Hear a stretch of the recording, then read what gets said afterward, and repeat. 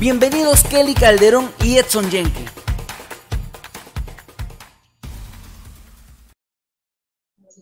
Muy buenas tardes a todos, estamos en vivo a través de Facebook Live en nuestro 12º jueves de webinar desarrollando este programa para todos los profesionales de la salud. El día de hoy tenemos a un invitado muy especial, sin antes comentarles y pedirles las disculpas del caso. La última transmisión que tuvimos se nos cortó, sin embargo culminamos en buen pie todo el programa.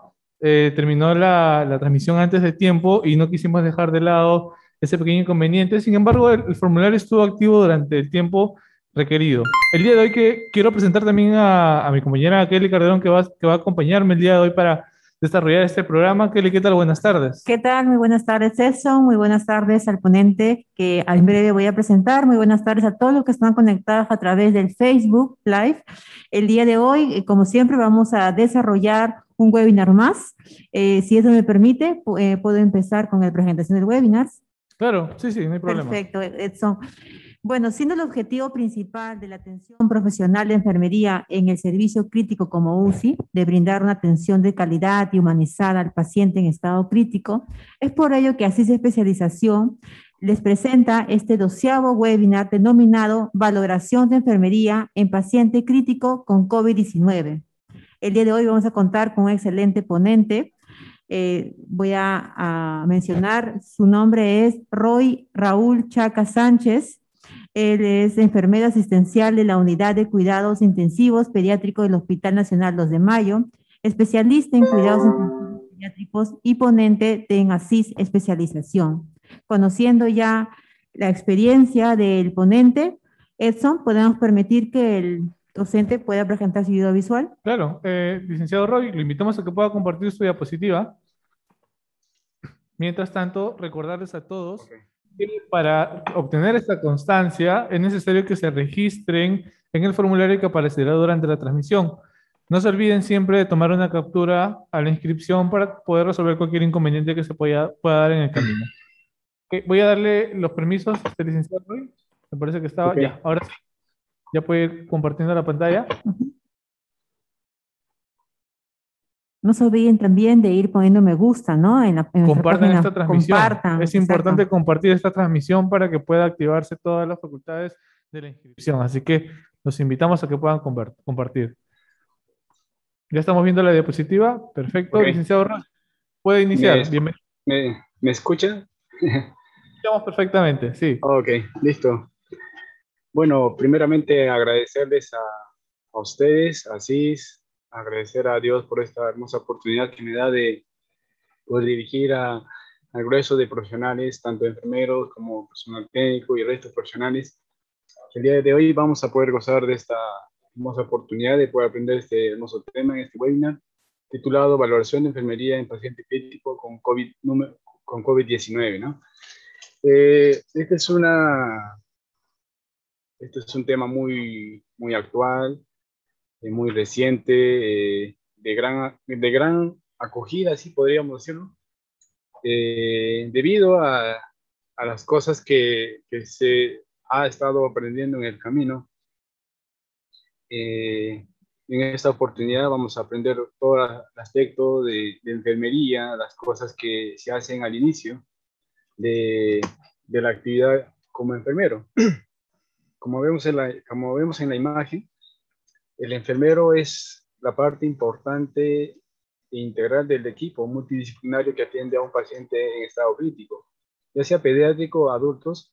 En ambos casos, la prioridad principal es poder salvaguardar la vida del paciente, especialmente la parte respiratoria, la que se ve afectada en la mayoría de los casos, y se añaden los factores externos o factores de otro tipo de enfermedad que pueda tener el paciente, que pueda afectar gravemente esta patología de estado de salud del paciente, y con ello el personal de enfermería capacitado tiende a poder tener una respuesta activa, continua e inmediata para poder estabilizar la situación de este paciente, ¿no? Entonces, En este pequeño webinar vamos a tener tres cosas importantes que vamos a aprender. Especialmente como enfermeros sabemos la parte de lo que es el NAND, ¿cierto? La parte de los diagnósticos, el NAC, el NIC, el NOC. Vamos a tomar una prioridad de las cosas principales que se pueden hacer al inicio de la atención al paciente crítico con COVID-19. También vamos a aprender a reconocer las actividades que realiza el personal de enfermería.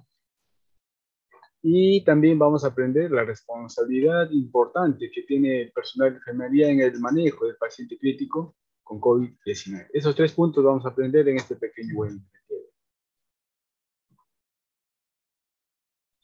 Una pequeña introducción sobre la enfermedad actual, la enfermedad del momento, del coronavirus, ¿no? Algunos aspectos importantes. Ustedes saben cuál es la sintomatología principal de estos pacientes, especialmente lo que es la tos, se le añade un poco lo que es la fiebre y también la falta de aire, ¿no? Típica en estos pacientes que conllevan muy rápidamente a veces a la necesidad de poder necesitar oxígeno en gran demanda, y muchos de ellos son llevados a los hospitales, a los centros de salud, donde necesitan poder ser atendidos por esta necesidad. Y como sabemos, hay varias formas de poder contagiarse, especialmente con las secreciones que un paciente sintomático puede llegar a emitirlo, ¿no? Y que pueda salir las secreciones por la nariz y o por la boca al estornudar o al toser, ¿no? Muchas veces nos llegamos a contagiar porque las secreciones están en contacto, ya sea en una parte sólida o quizás en el ambiente, etcétera, y nos llegamos a tocar la nariz, el ojo y la boca, y estas llegan a ingresar a nuestro sistema respiratorio y afectar y continuar el ciclo de la enfermedad que nosotros ya conocemos. Un poco de antecedentes. Como ustedes bien saben, esta enfermedad ya se inició el año 2019. Por eso tiene la nomenclatura de COVID-19, ¿no? Especialmente en el mes del 8 de diciembre del año 2019, allá por Wuhan, China, se inició los primeros casos. De ahí se expandieron un poco a ese propio país, a esa propia zona. Al 7 de enero ya se tenían ya identificado algunos casos ya concretos por hisopados que se hacían en ese tiempo. Y ya para más o menos quincena de marzo del año 2020, ya llega más o menos también aquí a Sudamérica. Ya para esa fecha también la OMS declara al coronavirus como una pandemia, ¿no? A nivel mundial. Ahora, este tipo de enfermedad por coronavirus no es algo nuevo, ya se tenía previamente algunos ya conocidos, como el MERS-CoV, el SARS-CoV, el tipo 1, ¿no? Ahora que tenemos el tipo 2, que es gravemente contagioso y gravemente letal. Actualmente casi todos los países latinoamericanos a nivel mundial ya están como en esta época ya combatiendo esta grave enfermedad, esta grave pandemia en su segunda o tercera ola en algunos de los casos, ¿no? Entonces, vamos a iniciar con algunos diagnósticos de enfermería que tienen que ver con esta enfermedad, ¿no? Aquí más o menos traemos la parte de lo que es la parte respiratoria. Tres diagnósticos, primero relacionado a la parte de la respiración, ¿no? Es el código 33, dice el deterioro de la respiración espontánea. Muchas veces pacientes por su demanda tienden a tener un deterioro en esta parte, ¿no? Necesitan quizás un apoyo ventilatorio adicional de la que tienen. En este caso, lo que es en el plan de cuidados, como enfermeros nosotros debemos de mantener una adecuada oxigenación y la ventilación en el paciente. Eso es lo que se requiere en este caso, ¿no? Y como intervención principal se requiere pues lo que se indica actualmente, la intubación orotroquial precoz, para evitar que este paciente pueda tener un daño hipoxémico irreversible en muchos de los casos, y luego el manejo de la ventilación mecánica. También la parte del deterioro del intercambio gaseoso, eso lo vamos a ver por el manejo e interpretación de los valores del AGA, de lo que es el manejo ácido-base, y también el manejo de los electrolitos. Y también es la parte del patrón respiratorio ineficaz, por la sintomatología que se describe. Esto nos va a ayudar a que podamos tener un adecuado estado respiratorio. En la parte ventilatoria vamos a manejar bien la vía aérea porque ya el paciente ha sido entubado y mantener las vías aéreas permeables, ¿no? Esa es como la parte inicial respecto a enfermería en la parte de lo que son vías aéreas. Ahora, ¿por qué empezamos por vías aéreas? Porque estos pacientes, en su mayoría, como ahora está en boga lo que es la parte de las camas UCI, las UCI, ¿no? Las camas UCI. Lo ideal sería, quizás, dice que los pacientes requieran un gran apoyo y monitoreo frecuente en una cama UCI, una unidad de UCI. Esto porque, un momento, esto por la gran necesidad de oxígeno, ¿no? Entonces, la parte de la intubación orotraqueal es una de las principales actividades que toma el equipo multidisciplinario en la UCI respecto a estos pacientes. Ahora les traigo algunas consideraciones que se han tomado desde el año pasado y los vamos a traer a trasladarlos a nuestra realidad. Dice que se recomienda dentro del ambiente de un paciente colocar a 2 personales, especialmente un intensivista o un enfermero, para poder realizar este procedimiento. Y afuera del ambiente se necesita 2 colaboradores, ya sea un personal de enfermería adicional o también un colaborador médico que también tenga las mismas características del intensivista, ¿no? Ambos profesionales deben tener experiencia y deben estar preparados en este aspecto, ¿no? Claro que cuando así por decirlo en término vulgar, se nos agarró esta enfermedad en ese tiempo, o sea, nos tomó casi de sorpresa, no teníamos casi cómo era casi el protocolo al inicio, ¿no? Muchos quizás lo recordamos, no teníamos cómo hacer los procedimientos, o quizás los que ya se conocían como la intubación normal, ahora teníamos que adecuarlo porque este era una enfermedad muy contagiosa. Esta recomendación se hace porque se quiere evitar la diseminación de los micropartículas cuando el paciente empieza a toser o expectorar. Por eso era la parte de la introducción de cómo es la sintomatología, ¿no? Estos pacientes, cuando empiezan digamos, a aflorar su sintomatología en los primeros días de contagio, son contagiosos. Como ustedes saben, casi hasta los 15 días se manifiesta el pico de contagio. Entonces, en ese tiempo entran a la UCI y están en esa etapa de poder contagiar. Entonces, la recomendación es, pues, que se utilice a 2 tipos de personales para poder realizar el procedimiento. Ahora vamos a ver, quizás muchos de nosotros nos preguntamos, pero en mi centro de laboral no lo hacemos. Vamos a ver ahorita un poco más sobre ello. Luego, por parte del personal enfermero que está dentro del ambiente, se requiere que prepare todos los materiales e insumos antes de poder realizar este procedimiento. Esto nos conlleva pues a saber qué es lo que se necesita en una intubación, ¿no? Ahorita vamos a aprender un poco más de eso también. Luego se sugiere evitar el voceo con bolsa, máscara, todo lo que nosotros conocemos como el ambú, ¿no? Que es la marca de la bolsa de máscara, para poder dar el apoyo ventilatorio al paciente. Esto con el objetivo de que podamos estimular quizás al paciente a que pueda toser y se disemine nuevamente las partículas que son en ese caso contagiosas, y también a que las micropartículas se diseminen al poder realizar el bolseo, ¿no? En esos 2 casos se sugiere evitar este procedimiento, pero en la realidad a veces lo hacemos, ¿no? Quizás por tiempo, por costumbre o por necesidad, pero a veces lo hacemos, ¿eh? Pero esa es la recomendación teórica, por decirlo. Y la otra, se tiene que usar la secuencia rápida de intubación, ¿no? Que ahora también vamos a aprender un poco. Este es un flujograma que lo ha tomado una clínica ya en Argentina, donde especifica lo que estoy describiendo un poco, la parte del ambiente del paciente. Esta es la puerta que lo cierra. Lo ideal se dice que el ambiente debe estar cerrado para evitar algún flujo de las partículas que están dentro de este ambiente.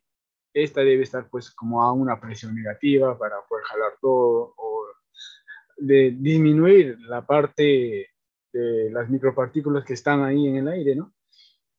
Como vemos, ahí está la cama del paciente, por encima o a la parte de la cabeza del paciente, a la cabecera, que como conocemos, está el operador principal, que es el intensivista, ¿no? Y a la parte lateral está el operador, que es el personal de enfermería. Como bien describe aquí, es el encargado de poder preparar todo el material, ya sean las drogas, la intubación, el resto de los materiales que se van a usar después de la intubación.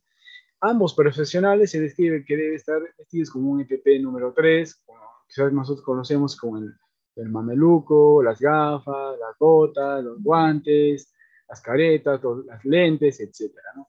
Fuera de ella también se describe que va a haber un operador número 2 que debe tener las mismas características del operador 1 y afuera un corredor que va a ser como el que quizás nos puede apoyar para algún caso extremo, una parada cardíaca, algún otro medicamento que pueda tener. Y aquí nos lleva también poder tener nuestro coche de paro ahí disponible para poder tener algún tipo de necesidad urgente. Describe también esta pequeña imagen. Es muy importante poder seguir las sugerencias de la administración de medicamentos para la intubación, ¿no? Lo que es la secuencia de analgesia, sedación y bloqueo del medicamento, bloqueo neuromuscular, ¿no? O el becuronio, el ocuronio, lo que usualmente estamos colocando en ese tiempo. Ahora, esta es una imagen, también lo pude captar de otra institución, este es de CIES de España. Vemos cómo está vestido el profesional, como les venía diciendo. Aquí está el personal que se va a encargar de poder realizar el procedimiento, son dos. Vemos a este lado, a la pantalla, al lado izquierdo, vemos cómo está el material ya preparado. Está ahí inclusive el laringoscopio, la parte del ventilador mecánico, etcétera, todo el material que una UCI normal puede ganar, ¿no? También está el personal de enfermería y cómo está como casi preparado, ¿no? Casi un nivel top de un paciente COVID. Quizás algunos de nuestras instituciones gozan de este tipo de privilegio, quizás sería excelente, ¿no? Ahora vemos esta siguiente imagen también, ya en en sí el procedimiento con el videolaringoscopio, la guía, eso es lo que usualmente se debe hacer, ¿no? Se toma el tubo con el videolaringoscopio. Aquí también está una máscara para poder oxigenar. Como ustedes ven, no ven el ambú ahí, solamente es como una conexión conectada al empotrado con el oxígeno. Y el personal de enfermería que asiste en todo momento. Y allá atrás vemos todo el material que está preparado. Esto es lo usual. Esto es lo que se debe hacer, ¿no? Ahora, esta es otra. Ahí puse el nombre, la referencia. Este es ahora una clínica de Barcelona. Es muy diferente a lo que ya estamos hablando. Aquí son más de dos. Creo que es la típica de la mayoría de nuestras instituciones, la que estamos usamos bambú.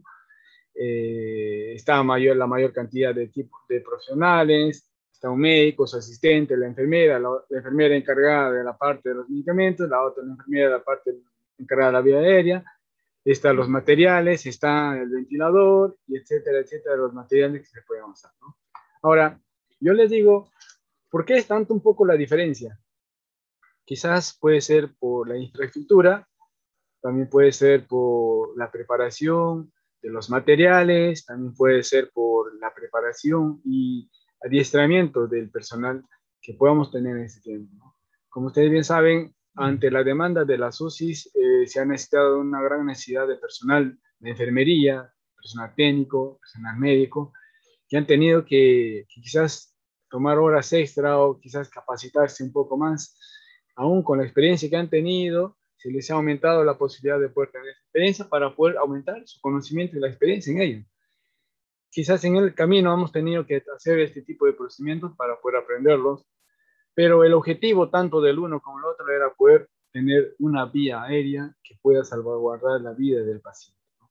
Entonces, hay que hacer lo mejor que podamos con respecto a esta parte de lo que es la intubación endotraqueal. Se recomienda así como los casos que hemos visto al inicio con 2 personas, pero si nuestras necesidades se lo requieren, podemos hacerlo de esta manera con los cuidados necesarios, con la protección necesaria de nuestro personal para poder realizar este procedimiento.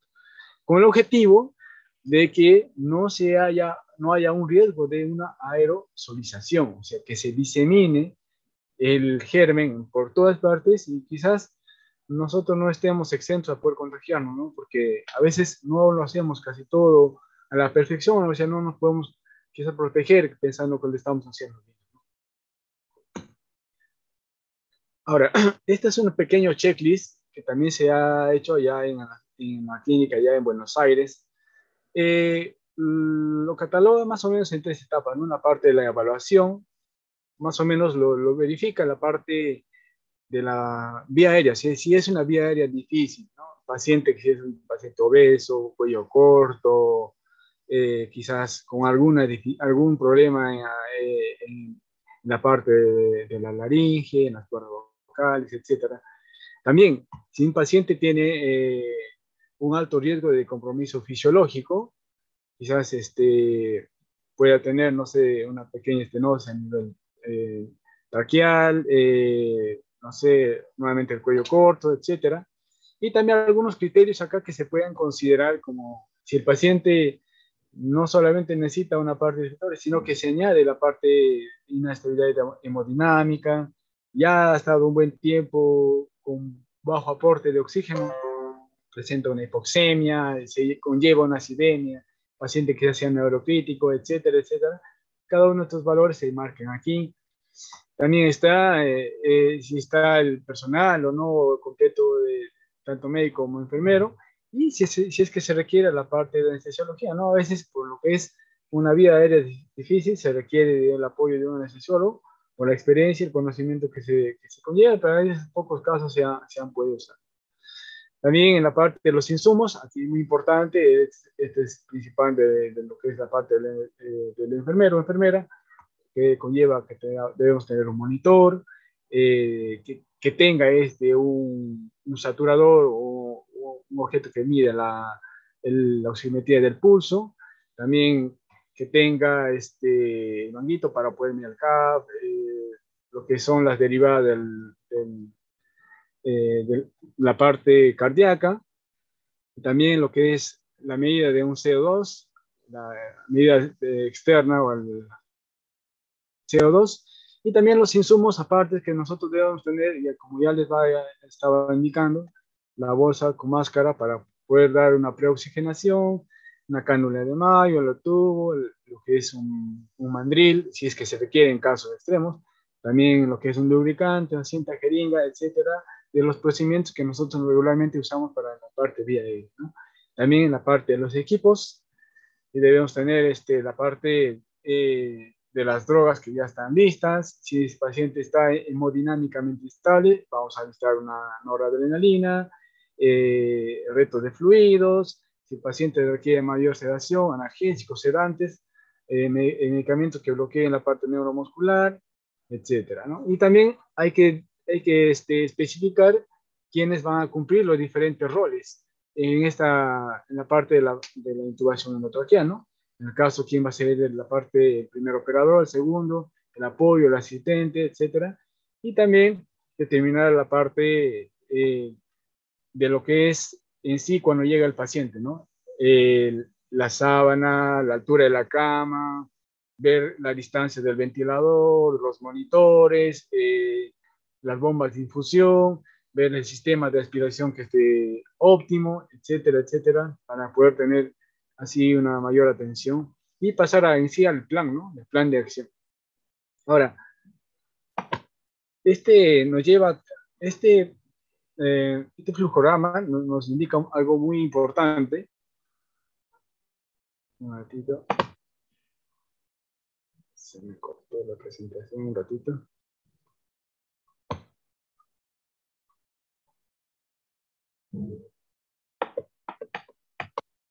Un ratito, tengo un inconveniente. Este checklist que ha diseñado tiene un plan ABCD, ahorita que lo vamos a especificar un poco, y también el uso de las drogas, ¿no? Y algunas respuestas que a veces nos conllevan, qué medicamento va primero, qué medicamento va segundo, y qué es lo que tenemos que hacer para poder mantener al paciente acoplado al ventilador, ¿no? Algunos cuidados que vamos a tener después de la intubación. Aquí están los planes.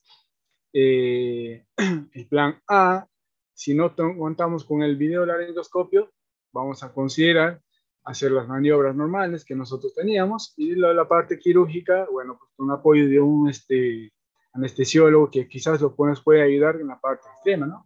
Regularmente a veces lo que nosotros usamos a veces es la parte del plan B, y si es que nuestra institución cuenta con un video laringoscopio, excelente, ¿no? Lo podemos hacer. Pero todo esto va preparado, va previamente, y se conlleva cuando nosotros como enfermeros llegamos a asistir, podemos colaborar, hacer nuestra actividad colaborando con lo que es la administración de los medicamentos para poder realizar este procedimiento, ¿no? No se olviden que primero, como dice aquí la parte de la droga, primero va el analgésico. Preferentemente es el fentanilo, ¿no? Luego va un sedante, ya sea el propofol o el fentanilo o al final la ketamina, un medicamento que bloquee la parte neuromuscular o un relajante muscular, como nosotros lo conocemos, ya sea el rocuronio o el becuronio, según la institución, ya sea la dosis que el médico nos va a indicar, ¿no? Aquí vemos en la parte de derecha, izquierda de ustedes, vemos la parte de las drogas muy usuales, cuánto más o menos es el valor de cada medicamento, ya sea un analgésico, un sedante, un bloqueador muscular, para poder colocarle según el kilogramo de peso. Y aquí vemos algunas actividades que se realizan para poder realizar la intubación y también la parte del ventilador. Y vemos aquí, es algo importante, que cada uno de estos procedimientos se deben realizar con precaución. Después, ¿no? Se tiene que retirar la parte, se retirar todo el material que se va a usar, ¿no? O inclusive el EPP. Ahora, esta es un poco lo que es la secuencia rápida, ¿no? Más o menos todo este procedimiento no debe durar mucho, de 5 minutos, menos todavía, ¿no? Dice, cuando se requiere administrar los medicamentos, nos hemos hecho un poco la pregunta de cuánto tiempo hace el efecto, ¿no? Cuando administramos un ejemplo, un opiáceo, la parte analgésica, el fentanilo más o menos, ya vamos a tener el efecto hasta en 30 segundos de administrar, ¿no? Un valor más o menos de 10 microgramos por kilogramo de peso, que más o menos que equivale a veces hasta 100 o 200 microgramos para el paciente. Y vamos a tener el efecto en más o menos 30 segundos. Después nos indican colocar un sedante, o sea, el midazolam, que a veces el efecto es hasta 1 o 2 minutos, o el propofol, que también es casi inmediato, hasta 30 segundos también, ¿no? Y al final nos indican colocar el medicamento que bloquea la parte neuromuscular, que también tiene un efecto a veces hasta 3 minutos, 2 minutos más o menos. Entonces, eso conlleva a veces tener una preparación de casi 5 minutos, todo ese procedimiento, y previamente vamos a estar como oxigenando al paciente, ¿no? Con una máscara, como se nos ha recomendado. En el caso usual, que a veces lo usemos con una bolsa con un ambú, con una máscara sellado, que lo debe hacer el personal que lo va a realizar la intubación, y el personal que está colaborando va a realizar el voceo, ¿no? Para hacer la oxigenación del paciente. Toda esa maniobra para llegar a colocar el tubo se dice que debe ser menos de un minuto, menor de un minuto, ¿no? Esto con el objetivo de que el paciente se evite que pueda tener un reflejo de tos, ¿no? Es importante poder ayudar al médico a veces algunas maniobras para poder localizar o poder permitir que las cuerdas vocales estén en dirección. Algunas están en la la parte anterior o una posterior.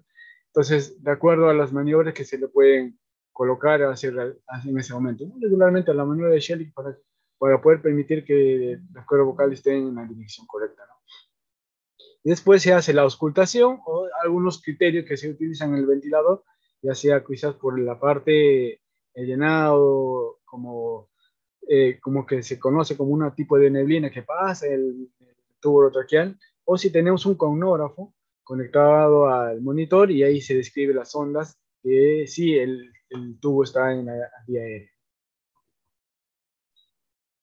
Entonces, a veces no todas las cosas salen, ¿no? Entonces, a la perfección, a veces el paciente está un poco como tan demandante y a veces tan estresante por parte de nosotros. A veces nos preguntamos, a veces nos comportamos de esta manera, ¿no? ¿Qué es lo que a veces la vía aérea está un poco difícil o por qué es un poco difícil la vía aérea, ¿no? Ahora, otro diagnóstico importante que nosotros vamos a tener que manejar es, previo a este procedimiento de la intubación, tenemos que hacer algo importante, ¿no? ¿Ven ustedes la imagen ahí? Personal de enfermería está conversando con el paciente, que en su mayoría llega como esa forma, ¿no? Con una máscara de vento, una máscara de reservorio, con una mascarilla simple sobre su rostro y ya pronosticando, manifestando su gran ansiedad, qué es lo que va a pasar. Entonces la enfermera ha verificado que este paciente tiene que estar preparado, tiene que estar educado para el procedimiento, porque la mayoría de los pacientes a veces no colaboran o tienden a manifestar su ansiedad, hasta inclusive su temor, ¿no? Entonces el diagnóstico es ansiedad ante la muerte. El objetivo de lo que hace el personal de enfermería es ayudar al paciente que acepte su estado de salud, y a eso nos va a permitir poder tener un vínculo entre el enfermero y el paciente. También dentro de las intervenciones teníamos que tener algo importante, yo pienso yo, en la escucha, ¿no? Muchas, no sé si a lo que han tenido la experiencia, al menos he tenido esta parte de poder escuchar a los pacientes, ¿no? Que tienen a quizás pensar en ese momento en sus hijos, en su esposa, en su esposo, en su mamá, en su abuelo, no sé, en algo que a ellos les va a hacer falta en ese momento y no lo tienen. Es muy importante poder escuchar. Eso nos va a ayudar a que el afrontamiento del paciente sea en ese momento sea tranquila y que llegue a colaborar. La mayoría de los pacientes a veces no lo toman así y es necesario poder tener un gran apoyo emocional en ese momento para el paciente, ¿no? Y bueno, el temor nace de la ansiedad, que va a ayudar pues con el objetivo de poder controlar la ansiedad. Esto nos va a permitir a nosotros poder ayudar al paciente a preparar para el procedimiento. Y si lo hacemos de una buena manera, esto nos va a permitir a nosotros poder realizar muy rápido el procedimiento y ayudar al paciente a que se le pueda recuperar inclusive pronto, ¿no? Ahora, algunos puntos a considerar en la intubación. Muy aparte de lo que hemos hablado de la ansiedad, porque es importante, es recontra importante, porque el paciente, para poder llegar a esta situación, he tenido la experiencia, al menos para poder contarles un poco. Me dijo un paciente, quiero dormirme y cuando quiero despertar quiero nuevamente estar con mi familia, ¿no? Entonces, más o menos es preparar el camino para que llegue a este procedimiento y realizar todo el procedimiento de que en algún momento este paciente va a tener que despertar, ¿no? Entonces, ahora ya en sí, en el procedimiento de poder hacer la intubación, nosotros debemos considerar algunos puntos importantes cuando llegamos a intubar al paciente, ¿no? Este paciente, por ser altamente contagioso, debe estar conectado al ventilador y en intermedio entre el ventilador y el paciente debe haber algunos circuitos, ¿no? Uno de ellos debe haber una sonda de aspiración, circuito cerrado, que nos permita poder realizar el procedimiento de la aspiración a demanda y en el momento que nosotros podamos tener la posibilidad. También debemos tener un filtro HMF, el filtro de intercambio, que intercambia la parte calor y humedad y también la parte que protege la parte respiratoria, no es como una nariz artificial, la parte de la fijación del tubo traqueal y la medición del CAF. También debemos chequear los parámetros del ventilador mecánico. Esto es lo que hacemos regularmente, pero lo que a veces también debemos de considerar es lo que se hace después de este procedimiento, ¿no? Es poder separar el endoscopio, porque ustedes saben, es un material único y reutilizable, que debemos separarlo, pero sí desechar el resto de los materiales. Después debemos tener una limpieza de la unidad, limpieza y desinfección de los protectores faciales o gafas, que a veces no lo usamos, no lo hacemos, ¿no? Lo usamos y lo dejamos y el que el resto lo haga, ¿no? Pero debemos ser como que es un material personal y que lo debemos usarlo cada uno de nosotros, ¿no? Y al final retirar el EPP, como les venía diciendo previamente, dentro del área asignada para evitar que lo que hemos usado está altamente contaminado y debemos descartar. Ahora, las principales responsabilidades del profesional de enfermería cuando llegamos a esta situación, ya sea la intubación o después de ella. Poder controlar la frecuencia respiratoria, el monitoreo de los parámetros del ventilador, el monitoreo del intercambio gaseoso, la frecuencia cardíaca, el nivel de conciencia y la temperatura. Rápidamente vamos a tratar cada uno de ellos. En la parte respiratoria, ahí vemos lo que son los trazos. Estos son los trazos típicos del ventilador. Lo que vemos en la parte de arriba es el trazo de la presión, en la parte del volumen, en la parte del flujo, ¿no? Cada uno de ellos con sus respectivas características. Esto nos va a permitir que nosotros debemos identificar el tipo de respiración. Si hay una respiración espontánea, esto no, va a ser verificado por los valores que van a tener en el ventilador mecánico. Uno, porque el paciente, un ejemplo, cuando uno programa un ventilador que esté controlado, ya sea por volumen o por presión, a una frecuencia de 20, lo ideal es que sea 20, que esté acoplado, o sea, que esté controlado a esa misma respiración, pero cuando ya dé algunas respiraciones adicionales, es encima de 20, ¿no? 20, 22, y los teclados, ya sea de flujo o la presión, tienden a subir, ¿no? También vamos a verificar la parte de la musculatura accesoria. Ya cuando los pacientes tienden a despertar, vemos la parte del patrón respiratorio. Si están respirando espontáneamente, sí, pero que también den respiraciones que no sean abdominales o con esfuerzo accesorio, lo que es la parte de la abdominal.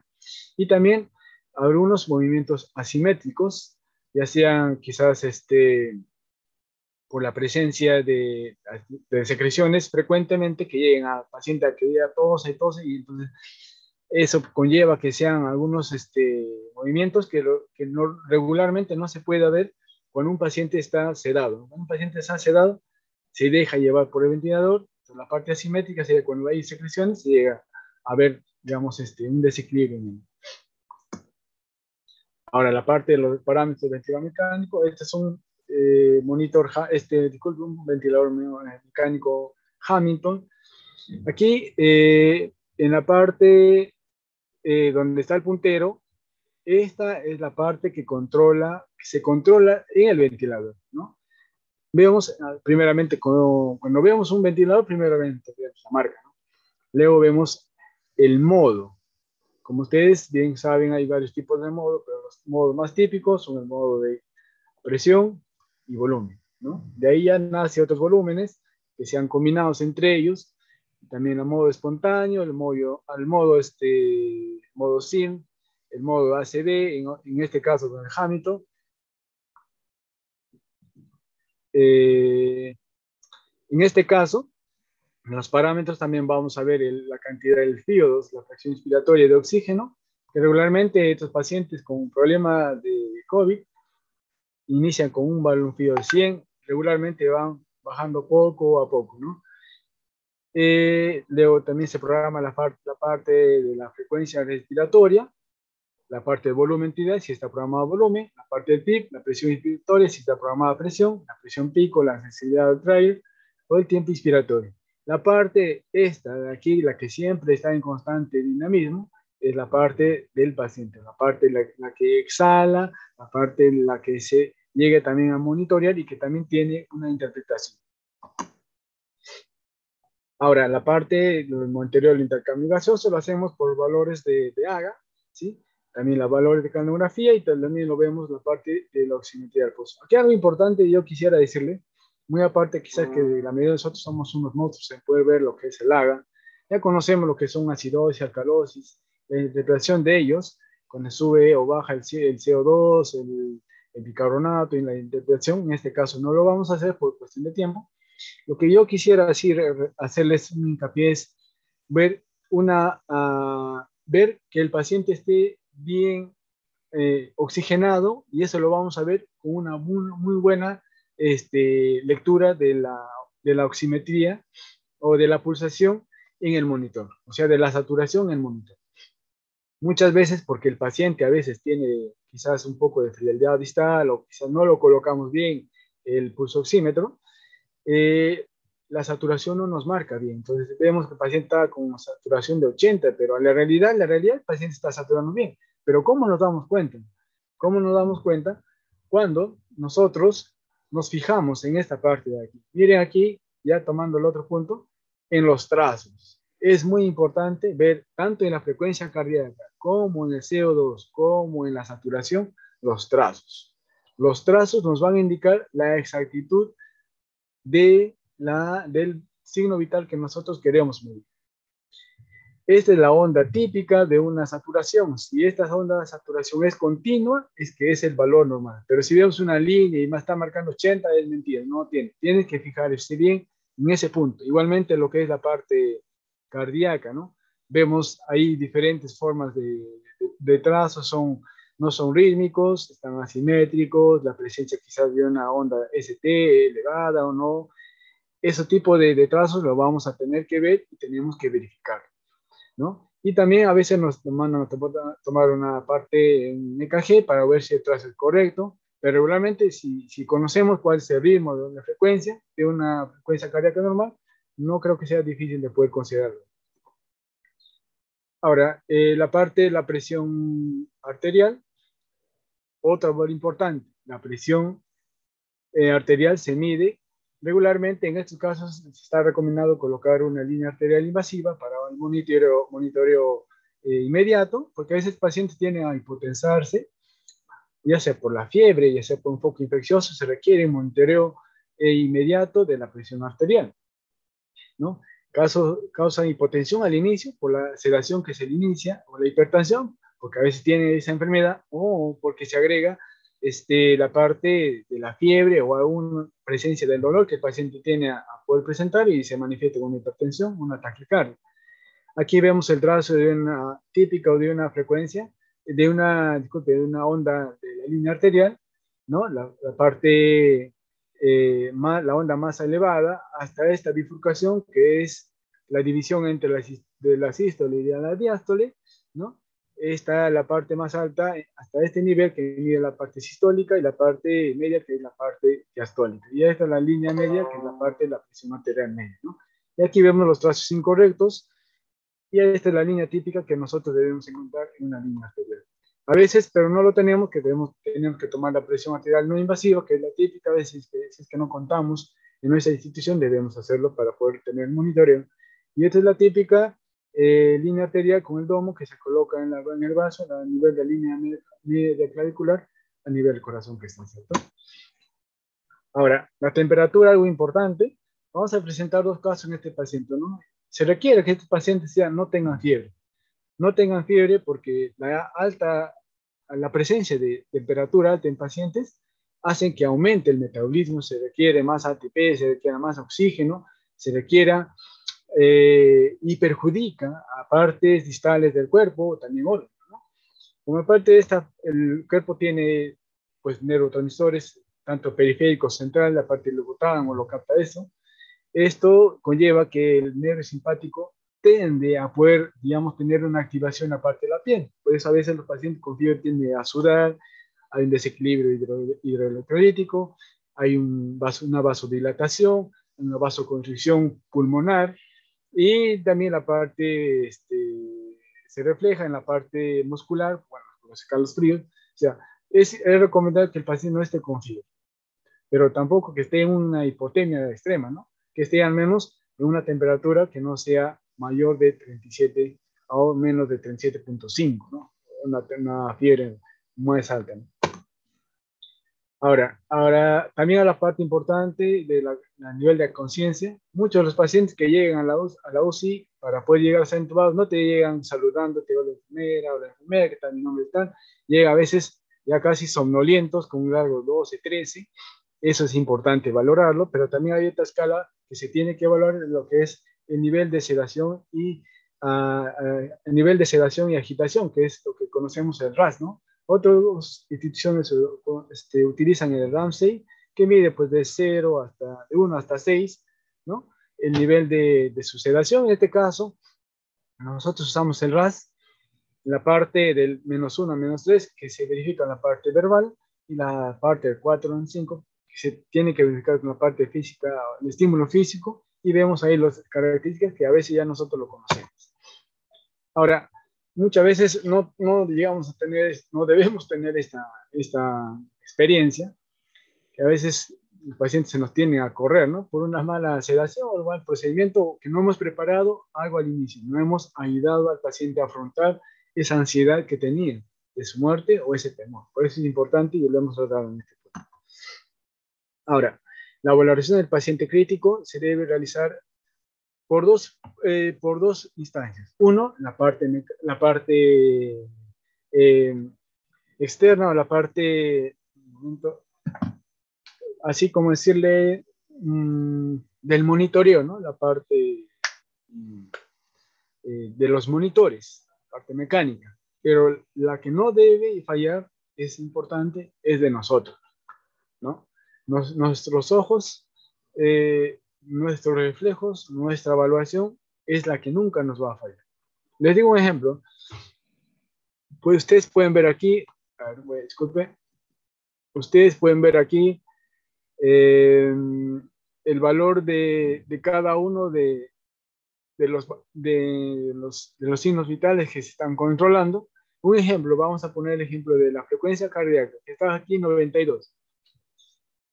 Podemos ver a nuestro paciente, pero vemos, está un poco, no sé, recontra agitado, está, no sé, lo vemos con una fase más diferente, pero la frecuencia está marcando 92.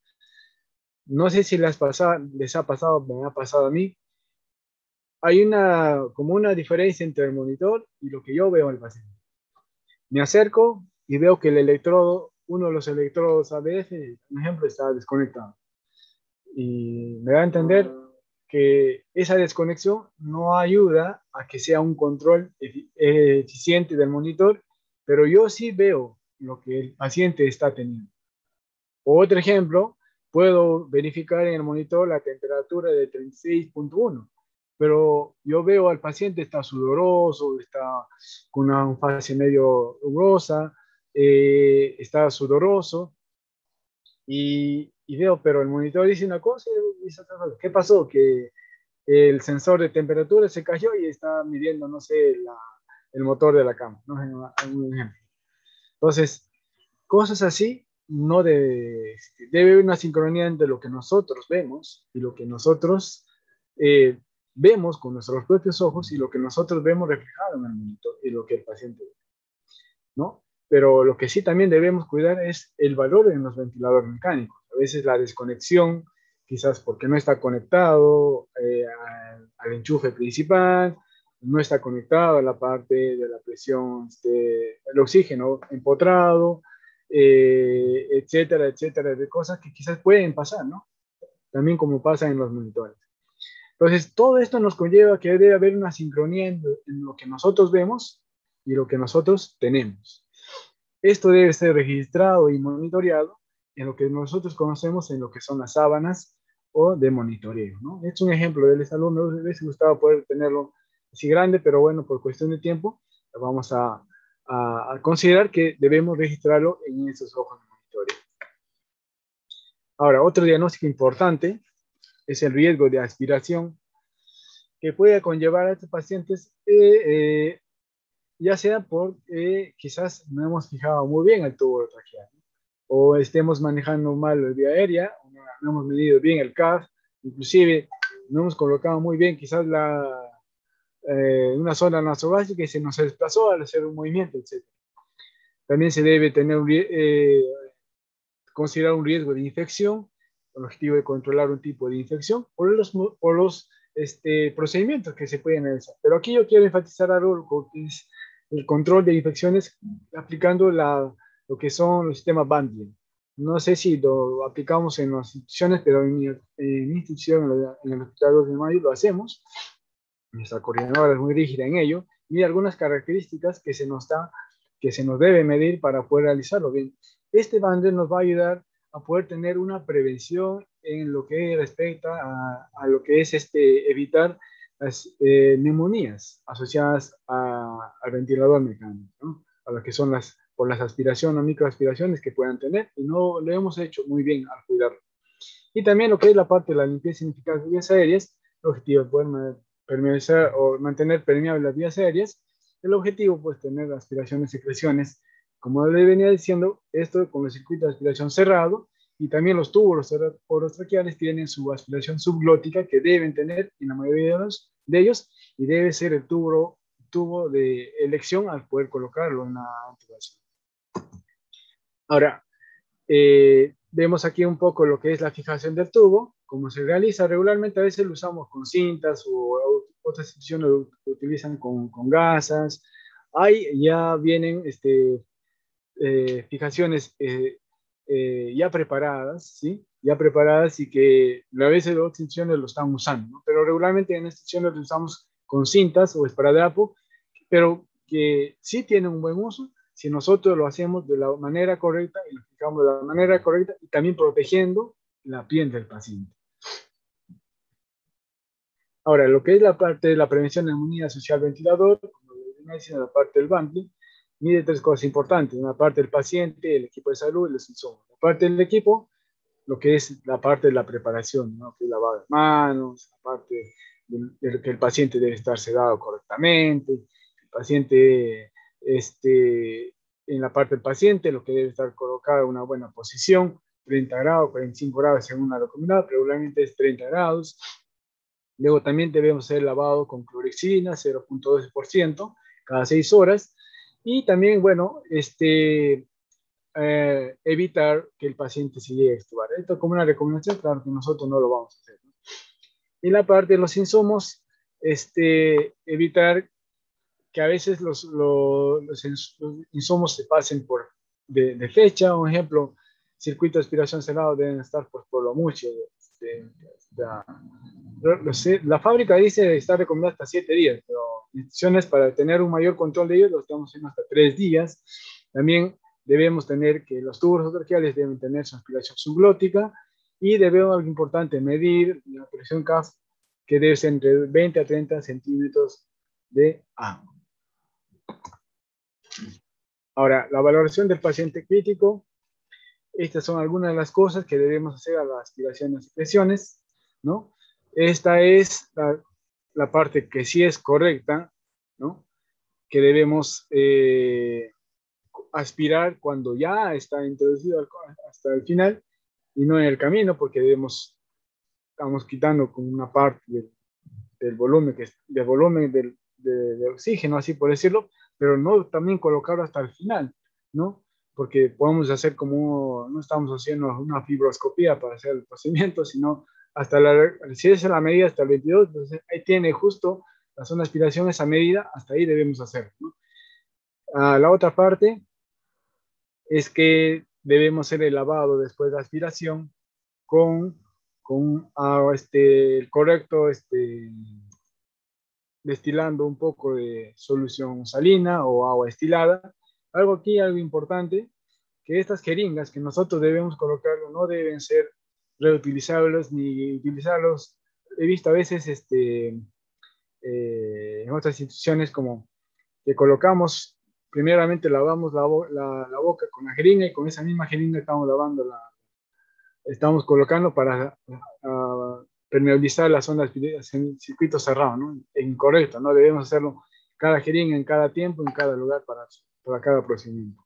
Ni tampoco también cuando colocamos o permeabilizamos debemos estar abriendo la zona de aspiración en circuito cerrado, porque evitamos si haya la micropartícula se expanda, y ni tampoco que cuando aspiramos al final debemos colocar digamos, la solución que estamos para aspirar, colocarlo hasta el final, porque como diciendo que el agua puede disolver todo lo que está al final. Eso ya está evitado, ya no se puede realizar porque está en contraindicación, ¿no? Más bien aumenta el riesgo de infección porque se expanda a otras áreas de los pulmones. Ahora, un poco de lo que es síndrome de estrés respiratorio, ya conocemos, ¿no? Para esto, quizás hacemos todo el trabajo, medir todo el trabajo de una pequeña de hoja, el AGA, y medir el trabajo si el PAFI está bien o no, ¿no? Es la relación de la presión del PO2 sobre la fricción inspiratoria. Si es recontra severa es menor que 100, y si es moderada entre 100 y 200, y si es leve o recuperable mayor de 200 para arriba, ¿no? Y cada uno tiene un riesgo de mortalidad regularmente los pacientes de moderado para arriba tienden a salir y un poco porcentaje de los severos que a veces no tienden a salir por su mayor compromiso pulmonar. Esta es la técnica actualizada. Vemos cómo la masa cardíaca en la paciente supino tiende a evitar que se haya una buena distensibilidad. Esto porque los pulmones, como ustedes están en proceso de inflamación, requieren un poco más de campo, así por decirlo, para que puedan dar una buena expansión. Entonces la pronación ayuda, alivia a que los pulmones se expandan mejor y aumente la presión, la perfusión en la parte pulmonar, la presión transpulmonar aumente y la oxigenación aumente, ¿no? Esta es la posición correcta, ¿no? Como tipo de natación, y se ha descrito no hace mucho, dice la pronación con un ángulo de 45 grados, o sea, bien lateralizado, ayuda a una muy buena oxigenación en los pacientes. Esperemos que los pacientes no estén comprometidos en el lado lateral que estemos colocado, pero bueno, este es el estudio que se ha realizado y les paso los datos. Algunas consideraciones para poder terminar ya. Es muy importante, chicos, compañeros, que debemos valorar muy bien lo que son la presión arterial, la frecuencia cardíaca, el ritmo, la saturación de CO2. Como les venía diciendo, cada uno de los valores tiene una gráfica en el monitor y tiene una interpretación. Si yo veo que a mi paciente está taquicárdico, está con un CO2 alto y una saturación, ya me indica algo, ¿no? Y ya está el recontra hipotenso, ya, seguramente ya tiene una acidosis, etcétera. Hay una interpretación que quizás nosotros podemos tomar en ese momento. También debemos valorar una sincronía con el ventilador. Muchas de las sincronías es porque hay la presencia de secreciones en la mayoría de los casos, y otro porque hay una obstrucción o hay un acodamiento de alguna de la tubuladura que se pueda tener, o el sensor de flujo está acodado, está, no sé, está bloqueado por algún otro equipo. Entonces debemos ver la permeabilidad de todo. También el adecuar la sedación que sea adecuada. En paciente prono lo vamos a colocar por un radio -3, tenemos que valorar la sedación. Si se requiere el apoyo de un analgésico o un sedante adicional, se le tiene que hacer de acuerdo a la indicación médica. Algo importante, el control de glucotés. Ustedes saben que estos pacientes con COVID tienden a hacer un estrés extremo en su cuerpo, y esa manifestación tiende a haber un desequilibrio en la parte de la glicemia. La insulina no llega a la parte celular, se queda en la parte la glucosa no llega, no llega a llegar al cuerpo por ese desequilibrio. Entonces la glicemia tiene que estar elevada y tenemos que ver un control de glicemia, y importante la aplicación de la escala móvil, y bueno, también el monitoreo y registro. La higiene bucal, como ya se les viene diciendo, los cambios posturales, el baño en cama, no es una prioridad, pero sí es una necesidad. Pero a veces por hacer eso tendemos a veces cometer algunos errores como la desconexión, no sé, a veces tomamos como el baño una prioridad, ¿no? Y yo pienso que no tanto es así. Si el paciente no ha sido bañado 2 o 3 días de una forma correcta, pero sí de una forma natural o normal, no creo que lo va a perjudicar en salud, pero sí ayudando a que esté en una buena comodidad, podemos ayudar mucho que el paciente se recupere rápidamente, ¿no? Y también la administración de la medicación, teniendo la parte de lo que son los analgésicos, los sedantes y los bloqueadores neuromusculares, que se tienen que administrar de una forma continua y según la indicación que se realiza. Eso es todo que yo pueda compartir en este corto tiempo. Como hemos venido hablando, hemos hablado de algunos aspectos importantes. Hemos podido combinar lo que son los diagnósticos de enfermería, hemos podido ver algunas actividades que tiene la enfermera y cuál es el papel que tienen que ir. Por no decir, casi la mayoría de los trabajos que nosotros estamos haciendo, lo hacemos nosotros como personal de enfermería, y es muy importante, es muy vital poder hacerlo de la mejor manera.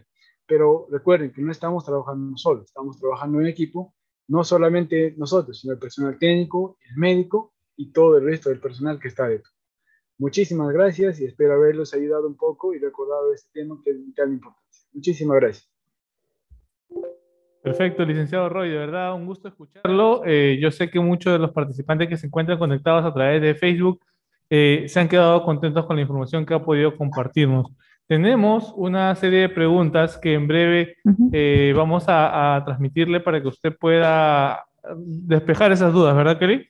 Efectivamente, eso. Tú me indicas y yo empiezo con las Perfecto. preguntas. Antes de llegar a la parte de preguntas, me gustaría indicarle a todos los participantes que ya se activó el formulario. El formulario ya está activo para que ustedes puedan inscribirse y vamos a dejarlo en los comentarios en breves segundos para que puedan dejar todos los datos correspondientes y puedan adquirir la certificación. Lo van a ver en los comentarios, lo vamos a fijar en los comentarios para que lo puedan ver, mientras que vamos resolviendo las consultas, Kelly. Te dejo el pase. Ok, muchas gracias, Edson. Kelly Luque nos pregunta, ¿cuántos litros de oxígeno se administran? ¿Cuántos litros? Es una muy buena pregunta. Mire, el litraje de oxígeno va a variar de acuerdo al dispositivo que uno puede considerar. Regularmente, en un ventilador mecánico, tiende a consumir más litraje en un día, en cada momento, de acuerdo a la fracción inspiratoria de oxígeno que se pueda considerar. Regularmente,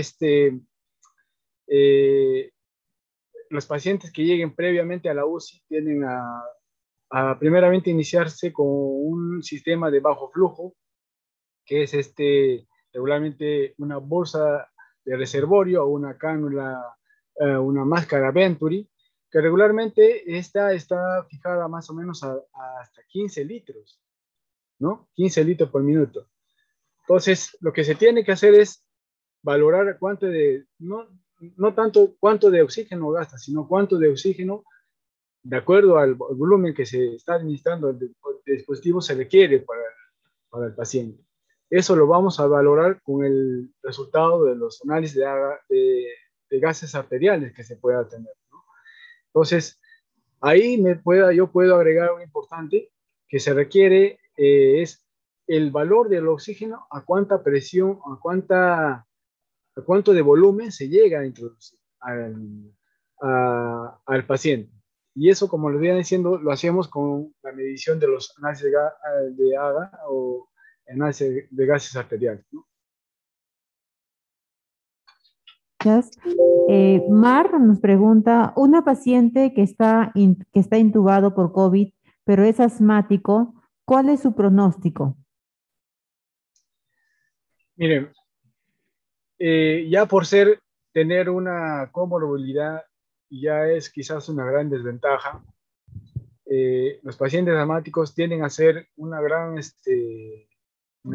activarse en una crisis asmática en ese momento, y se necesita la activación o colocar broncodilatadores en ese momento, después de la intubación. He visto sí que varios casos, pacientes que han activado su crisis asmática, se le conecta al ventilador y se le da el mayor soporte de presión, de presión alveolar inclusive, pero el pronóstico no sabría decirle, pero sí, o sea, se realiza la mayor cantidad de maniobras y actividades que puedan ayudar al paciente, como les viene diciendo, a que el oxígeno llegue a los alvéolos y de los alvéolos se pueda diseminar. Ok. Vane Álvarez nos pregunta, en caso de una cirugía en paciente COVID con anestesia general, ¿es recomendable una videolaringoscopía o laringoscopio simple? Mire, la mayoría de los pacientes que vienen con cirugía, la mayoría en las UCIs que ya vienen ya entubados, ¿no? Y ya lo intuban en sala. Y vienen con un tubo, quizás la mayoría anillado. En este caso ya no vienen ya, porque ya vienen con tubo ya permanente, el tubo rígido. Y ellos ya vienen, como les venía diciendo, ya para conectarse directamente al ventilador y realizar la adecuada ventilación. Pero hay pocos pacientes que quizás ya operados que, bueno, pues se tiene que usar el protocolo de sedación, analgesia, sedación y medicamento de bloqueo neuromuscular es la secuencia correcta y la que se le administra, ¿no? Ya la parte operatoria, pienso que en sala manejan otro tipo de sedante, ¿no? Ok. Dani Pérez nos menciona, en el esquema menciona fentanilo y Propofol. Entonces, ¿no se utiliza el midazolam? Mire, regularmente, como el propofol y el midazolam son ambos sedantes, ¿no? Pero vamos a la acción más rápida, es el propofol. Si no tenemos propofol, tenemos que usar el midazolam. El propofol tiene más rápida acción. El propofol tiende a actuar entre 15 y 40 segundos, mientras el midazolam entre 60 y 90 segundos. Entonces, hay una disproporción en ello, ¿no? Regularmente usamos el fentanilo, el propofol y el becuronio o locuronio. Ok. Bien, Vane Álvarez nos pregunta, en caso de no tener rocuronio por motivos, ¿con qué se puede reemplazar? Si no tenemos rocuronio, bueno, tenemos también utilizamos a veces el tiopental, que también es un recontra, un analgésico, un sedante recontra fuerte, así por decirlo en ese término. Otro sería también la ketamina, pero en casos casos extremos, el tiopental llegamos a usar. Bien. Buenas noches, de Pilar Blanco. Al realizar la aspiración, ¿cuánto de solución salina se puede utilizar para realizar el lavado del tubo endotraqueal máximo? Bueno, no, regularmente a veces usamos sus jeringas de 10 o de 20, ¿no? Esto va a depender mucho de cuánta agua o líquido vamos a usarlo, vamos a medir las características de las secreciones, ¿no? Regularmente los pacientes en su estado inicial no tienen muchas secreciones, más es la parte inflamatoria, es la que llega afectada y las secreciones son casi escasas. Entonces, ni 20 centímetros de jeringa no me va a bastar porque no tengo casi nada de secreciones. Quizás ya cuando este paciente esté en un estado ya de infección con secreciones purulentas o espesas, sí podemos usar una gran cantidad de líquido, quizás de 20 centímetros, 10 centímetros.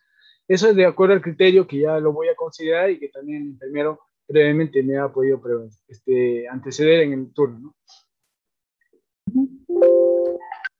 Cintia Pamela Zúñiga Parro, ¿cuánto tiempo se recupera un paciente con COVID que está hospitalizado? Miren, lo ideal sería que no pase de los 15 días, no, 10, 15 días, o bueno, ese casi es el tiempo de permanencia ahí. La mayoría de los pacientes que ingresan para ser entubados. Algunos, en su menor porcentaje, ingresan para apoyo de cambio de alto flujo, y en ese transcurso, algunos pacientes están menos con ese dispositivo, pero ya los que llegan a estar entubados, tienen a estar un poco más, porque el efecto de la sedación, la relajación y los bloqueadores neuromusculares que se utilizan tienden a poder tener una eliminación casi ya después de los 4 o 5 días, después que si ya se llegue a terminar. Por ende, el paciente a veces, después que se termine esa etapa de sedación y destete del ventilador, los pacientes todavía tienen un ligero síntoma de delirio que se tiene que controlar con una medicación que va a contrarrestar este efecto y aumenta la estadía del paciente en la UCI. Mayormente a veces tenemos hasta entre 15, 20 días en estos pacientes, o más si es que llegan a tener una complicación, ¿no? Como una traqueostomía o un poco. Ok. Tengo una consulta de Candy Lisbeth Gutiérrez. ¿En qué caso se usa Dexodine o dexmedetomidina? Excelente. El Precedex o la dexmedetomidina, que viene en presentación de 200 microgramos, que se utiliza 2 ampollas, hasta 400 en 100, se utiliza en pacientes que ya están saliendo, están ya a punto de destete de ventilador, ¿no? Es usual y se debe usarlo en la mayoría de los casos, pero por su costo no se lo está usando.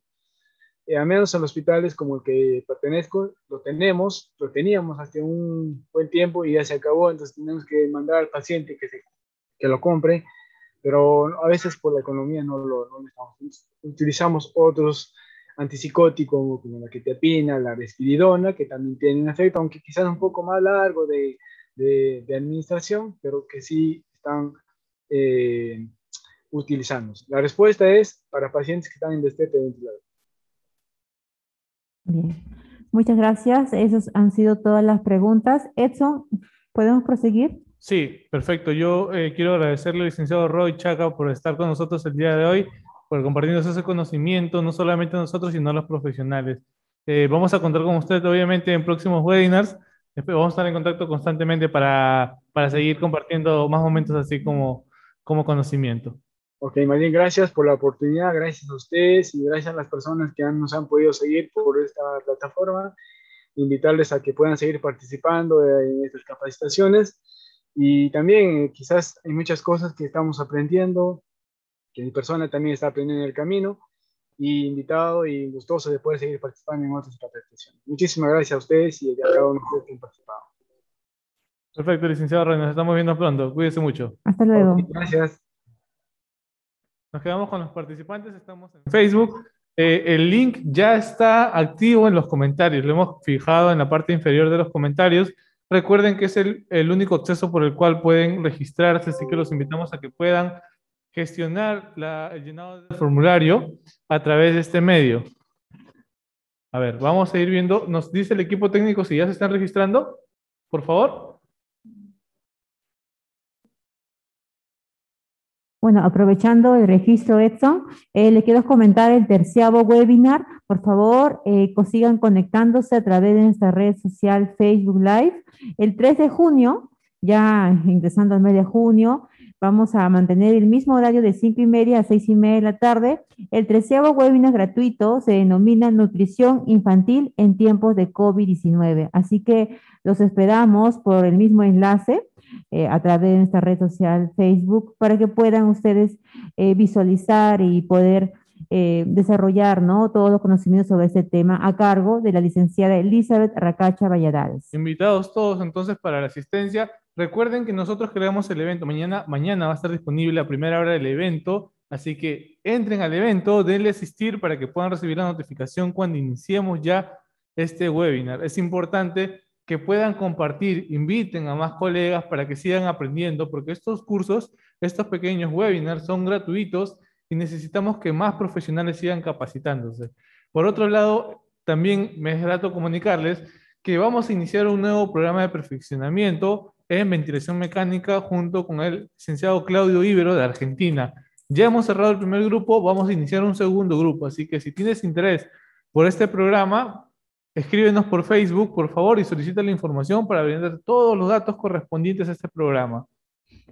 Efectivamente, Edson, estamos muy felices porque vamos a iniciar este segundo grupo del programa de especialización en ventilación mecánica. Así como indica Edson, ustedes tienen todos nuestros medios para buscar información, para que nosotros podamos contactarlos a través de nuestra página web, a través de nuestra red social, también a través de TikTok, ¿no, Edson? Estamos también a través de TikTok. Sí. Síganos en TikTok, por favor. Estamos subiendo TikToks muy divertidos, van a encontrar mucha información. Ustedes saben que el TikTok ahorita está de moda, así que síganos en TikTok, síganos en Instagram, síganos en Facebook y también los invitamos a que puedan visitar nuestro canal de YouTube. Ya está disponible con todos los webinars que hemos venido desarrollando desde el primer tema hasta el actual. Visiten, suscríbanse para recibir todas las notificaciones y, bueno, esperemos que puedan compartir todos estos conocimientos con más colegas. Vamos a mantener todavía el formulario hasta las 7 de la noche, así que tienen tiempo para poder todavía registrarse, así que no se desesperen. El link lo van a encontrar en la parte inferior de los comentarios. Es importante que se registren y le tomen una captura cuando hayan culminado el registro para poder ayudarlos con cualquier inconveniente que se pueda dar. Perfecto. A ver, vamos a ver si ya... ¿Cuántos tenemos, nos dice el equipo? ¿Cuántos registrados? 126. 126 de 150 conectados, así que todavía tienen tiempo de poder registrarse. Bueno, nosotros sí ya nos vamos despidiendo. Les agradecemos un montón la conexión. Esperemos verlos el próximo jueves. El día de mañana también estamos transmitiendo, pero no es un webinar, es un curso. Es importante que puedan diferenciar los dos tipos de programa. Todos los webinars se realizan todos los jueves de 5:30 a 6:30, ese es el horario de los webinars, y las otras transmisiones que se dan a través de Facebook son de programas educativos a los cuales ustedes pueden acceder previa inscripción, previo pago realizado, ¿no? Exacto, Edson. Lo que habla Edson es sobre el curso. Mañana vamos a continuar con la segunda jornada del curso de manejo de la ventilación no invasiva CPAP en neonato crítico. Así que los invitamos que, bueno, también puedan visualizarlo a través del Facebook. Y bueno, también tenemos otros cursos que ustedes pueden ir viéndolos en nuestra página web de Asís Especialización. Perfecto, entonces nos despedimos. Después de despedirnos, ustedes van a ver un pequeño video del próximo webinar con la fecha, así que los invitamos. Nos estamos viendo pronto, cuídense mucho, por favor. Muchas gracias por el trabajo que hacen y hasta el próximo jueves. Hasta luego.